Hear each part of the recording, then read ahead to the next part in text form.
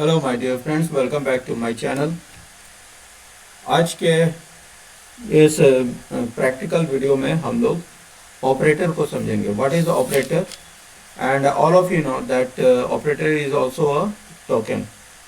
Operator में हमारे पास होता है क्या क्या? Arithmetic, assignment, comparison, logical, identity and the membership operators are there. ठीक, और इन सभी का प्रैक्टिकल हम लोग एक एक करके समझेंगे, देखेंगे। और सबसे पहले हम लोग शुरुआत करते हैं अर्थमेटिक ऑपरेटर से। अर्थमेटिक ऑपरेटर में सबसे इम्पॉर्टेंट पार्ट आएगा, वो है फ्लोर डिवीजन, है ना, या फिर इंटीजर डिवीजन। ये होता क्या है? What is the simple division और फ्लोर डिवीजन या इंटीजर डिवीजन, इन दोनों में क्या अंतर है, मुझे आपको ये समझना है।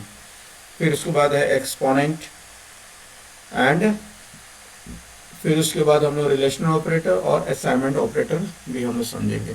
देखिए, हमने यहाँ पर पहले से प्रैक्टिकल, एक बार मैंने खुद भी प्रैक्टिकल किया था आपको समझाने के लिए। अकॉर्डिंगली मैं उस चीज़ को यहाँ पर उस चीज़ को हम यहाँ पर प्रोग्राम को रन करके अब समझेंगे। ठीक है, जैसे पहले आते हैं हम लोग अर्थमेटिक ऑपरेटर पर, और ये सारा प्रोग्राम अभी भी हम लोग इंटरैक्टिव मोड यानी कंसोल, पाइथन कंसोल पे ही काम करेंगे, क्योंकि सिंगल लाइन कमांड ही हमें अधिकांशतः देना है। That's why I am going to use the console first. Suppose that arithmetic operator को यूज करते हैं। सपोज दैट 8 + 9 हम यहाँ पर टाइप करते हैं, इट विल डिस्प्ले व्हाट? 17, है ना। फिर उसके बाद 8 - 9 हम यूज करते हैं, then what will be displayed? -1। ठीक है, अब हम इसको यूज करते हैं मल्टीप्लिकेशंस के लिए। Then I will, what will I use? 8 × 7, asterisk sign is use for the multiplication. ठीक है, अब इस चीज में हम लोग और एक बात को ध्यान रखेंगे कि प्लस साइन जहाँ पर नंबर है वहाँ पर हम लोग एडिशन के लिए यूज कर रहे हैं, और जहाँ पर एस्ट्रिक साइन है, जहाँ पर मल्टीप्लिकेशन ऑपरेटर है, वहाँ पर हम लोग सिंपली मल्टीप्लाई कर रहे हैं। लेकिन इसको हम लोग स्ट्रिंग के साथ भी यूज कर सकते हैं। We can use it with the string also. जब हम स्ट्रिंग के साथ यूज करेंगे, सपोज दैट हम लिख रहे हैं यहाँ पर गुड मॉर्निंग। सपोज दैट एक स्ट्रिंग लेते हैं, s = s1 = गुड। ठीक है, ध्यान दीजिएगा इस चीज पे। फिर दूसरा है s2 = morning.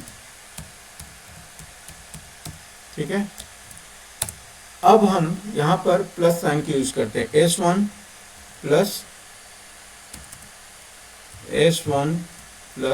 s2, what will be displayed? Good morning.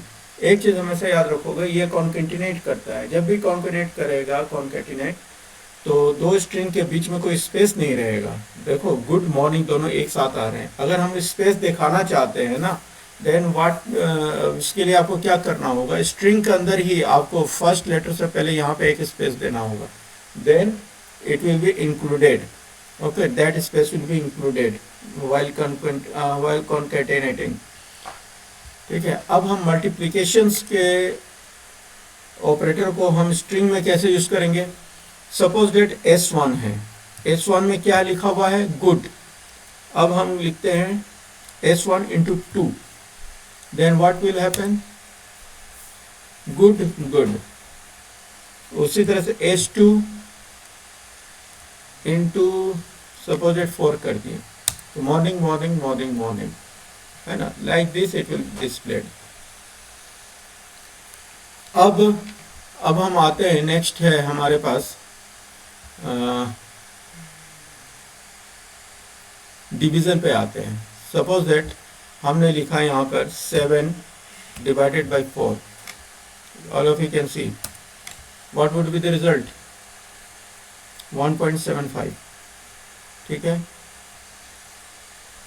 लेकिन अगर हम इसी को इस तरह से लिखे, फ्लोर डिवीजन को सपोज दैट हम यूज कर रहे हैं, फ्लोर डिवीजन के लिए हम लोग क्या यूज करते हैं? Double front slash, 7 ÷ 4। इस डिफरेंस को समझिएगा। इट इज, इन दोनों को ध्यान से देखो और समझो। 7 डिवाइडेड बाय 4, फर्स्ट केस में 1.75 शो हो रहा है और सेकंड केस में 1 शो हो रहा है. इट मीन्स फ्लोर डिवीजन का क्या है, it will return only the integer value and do not show the decimal part. इसीलिए हम लोग इसको इंटीजर डिवीजन भी कहते हैं, है ना. और बोथ द केसेस में हमें क्या मिल रहा है, कोशिएंट मिल रहा है. अगर हमको रिमाइंडर चाहिए then what will you do, simply हम लोग मॉडुलस साइन को यूज करते हैं. That modulus sign is the percent sign. 7 divided by 4, तो क्या होगा इसका रिमाइंडर 3 आएगा. Suppose that 11 modulus sign use कर रहे हैं, percent sign. 11 divided by 2, what would be the reminder. आप डिवाइड करके देख सकते हैं, 1 विल बी द रिमाइंडर. ठीक है.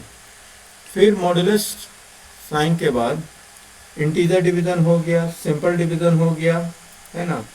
अब exponential, that is the double asterisk sign is known as the exponential. ठीक है. अब सपोज दैट हम यहाँ पे लिख रहे हैं 2 डबल एस्ट्रिक साइन, एक्सपोनेंशियल को यूज कर रहे हैं, 3 लिख रहे हैं. इसका मतलब क्या हुआ, 2 to power 3, that is the 8. Suppose that 4 asterisk sign 4 लिख रहे हैं, what would be the result. आप कैलकुलेट कीजिए. 4 4 जा 16, 16 4 जा 64, 64 4 जा 256. Like this we can use them. ठीक है. Now relational operator. अब नेक्स्ट आते हैं हम लोग रिलेशनल ऑपरेटर पे. हम लोग इससे पहले लिटरल में कौन सा लिटरल हम लोग यूज कर रहे थे, बुलियन लिटरल, याद करो, है ना.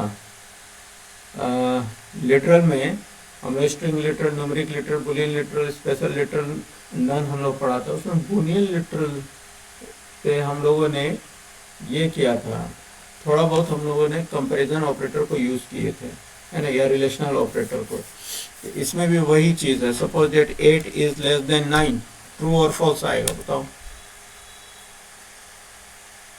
लॉस ट्रू आएगा. 8 इज ग्रेटर देन 9, ट्रू होगा कि फॉल्स होगा, खुद बताइए. फॉल्स आएगा. ठीक है. इस तरह की चीजों को हम लोग क्या बोलते हैं, कंपैरिजन ऑपरेटर, है ना. और हमेशा इसमें हमें रिजल्ट जो मिलता है वो मिलता है ट्रू और फॉल्स में ही. ठीक है. अब जैसे अब हम लिखते हैं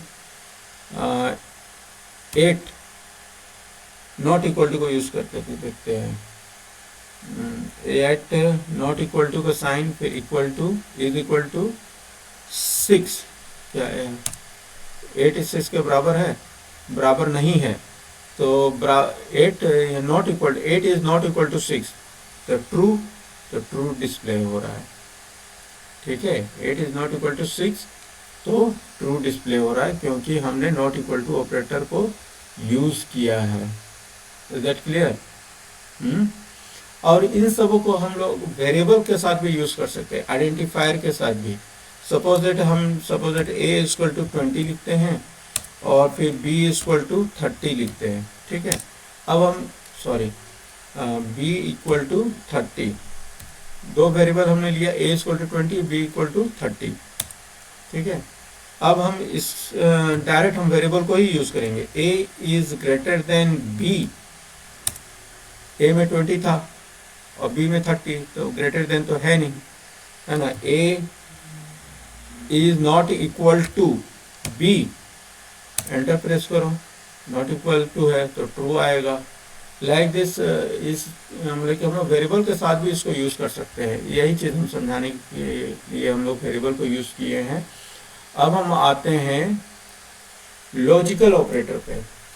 logical operator, all of you no,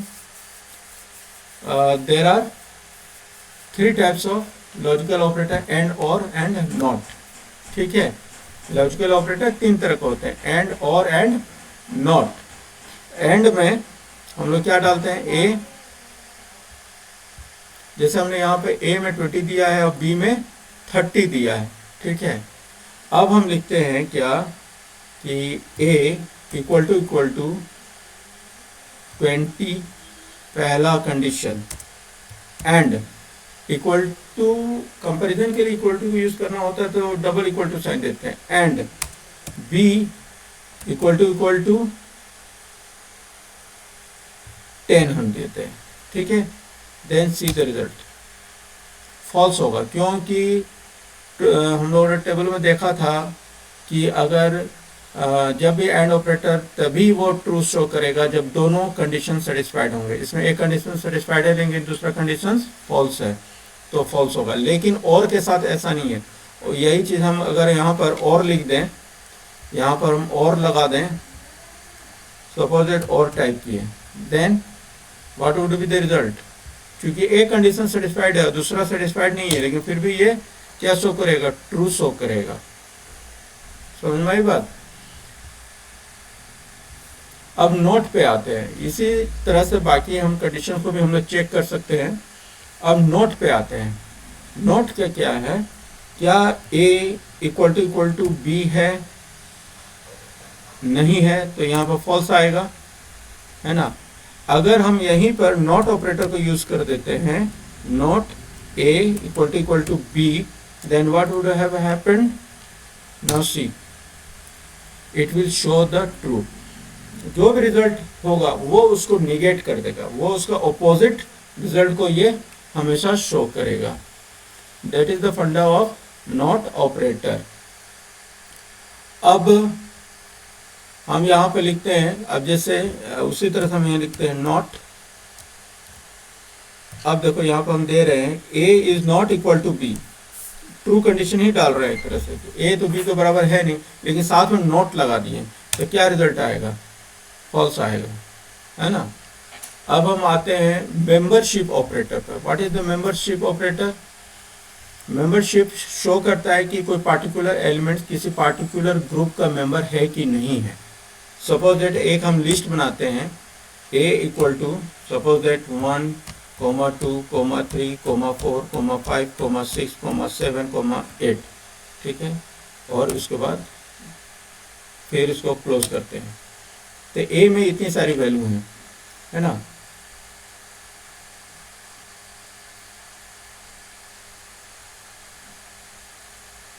यहाँ पर डबल कोमा दिला गया है, क्योंकि लग गया है इसलिए गलती हो गई है, that's why it's showing error. ये लिस्ट है एक्चुअली में, बाद में हम लोग पढ़ेंगे इसको, ठीक है। अब हम लिखते हैं कि और all of you know that membership operator कौन कौन से हैं, इन और नॉट इन। सपोज दैट हम लिखते हैं 2 इन ए, क्या 2 ए में है, यस है ना। अब हम लिखते हैं 10 इन ए, क्या ए के लिस्ट में 10 है, नहीं है, तो क्या आएगा, फॉल्स आएगा, ठीक है। अब उसी तरह से 10 को ही हम दूसरे तरीके से लिखते हैं, 10 नॉट इन ए, क्या आएगा, ट्रू आएगा। 10 जो है ए के लिस्ट में नहीं है और नॉट इन हमने लिखा इसलिए ट्रू आ रहा है ना। अब उसी तरह से अब हम आते हैं आइडेंटिटी ऑपरेटर। दो तरह के आइडेंटिटी ऑपरेटर होते हैं, इज और इज नॉट, है ना, इज और इज नॉट। और इनका क्या काम है, it checks if both the operand reference the same object memory. Identity operators compare the memory location of 2 objects and return true or false, ठीक है। And what do they return, they return true or false. Suppose that हम यहाँ पे लिखते हैं a equal to 40, ठीक है। फिर और एक वेरिएबल लिखते हैं b इक्वल टू 60, ठीक है। a equal to 40, b equal to 60। अब a हम एक कमांड लिख रहे हैं, a इज y, क्या जिस मेमोरी लोकेशंस को, जैसे 40 यहाँ पर है, 40 को कौन आइडेंटिफाई कर रहा है, a, है ना, और 60 को कौन आइडेंटिफाई कर रहा है, b, दोनों अलग अलग मेमोरी लोकेशन में। तो क्या a उसी मेमोरी लोकेशन को रेफरेंस दे रहा है जिसको y कर रहा है, करके देखिए, फॉल्स आ गया। अगर हम इसी कमांड को इस तरीके से लिखें कि A is not Y, तो ट्रू आएगा क्योंकि दोनों अलग अलग मेमोरी लोकेशन को रेफरेंस दे रहे हैं, डेट्स वाई। ठीक है, आज के लिए हम लोग इतना ही रखते हैं, बाकी हम लोग नेक्स्ट क्लास में करेंगे। नेक्स्ट क्लास में जो ऑपरेटर ख़त्म हुआ है अभी, अब हम लोग पंचुएटर टोकन के बारे में पढ़ेंगे, फिर उसके बाद वेरिएबल्स, आइडेंटिफायर्स, कांस्टेंट, और उसके बाद पाइथन डाटा टाइप का प्रैक्टिकल हम लोग करेंगे। टिल देन आप लोगों से बस एक ही रिक्वेस्ट है कि आप लोग कृपा करके सब्सक्राइब कीजिए, शेयर कीजिए, जितने लोगों से हो आप शेयर कर सकते हैं। अगर किसी को ज़रूरत महसूस हो रहा है उसको इस टॉपिक को समझने के लिए, अगर आपको अच्छा लगा तो इसको बिल्कुल शेयर कीजिए, है ना, और सब्सक्राइब कीजिए। सब्सक्राइब, शेयर और लाइक करने से हमें थोड़ा सा उत्साह आता है तो नया वीडियो बनाते हैं। Till then all of you, goodbye, take care.